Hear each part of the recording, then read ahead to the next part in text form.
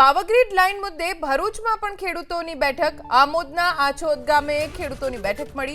ખેતરોમાં ટાવર ઊભા કરવાની કામગીરીને લઈને વિરોધ છે। મંજૂરી વગર કામગીરી ન કરવા ખેડૂતોએ માંગ કરી યોગ્ય વળતર પણ આપવામાં આવે અને જો જરૂર પડશે તો આંદોલનની ચીમકી ઉચ્ચારી છે ખેડૂતોએ।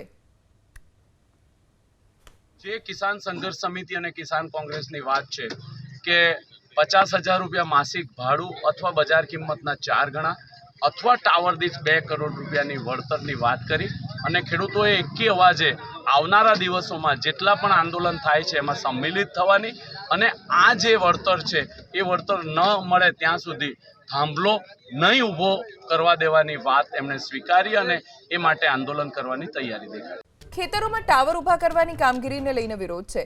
મંજૂરી વગર કામગીરી ન કરવા ખેડૂતોએ માંગ કરી યોગ્ય વળતર પણ આપવામાં આવે અને જો જરૂર પડશે તો આંદોલનની ચીમકી ઉચ્ચારી છે ખેડૂતોએ।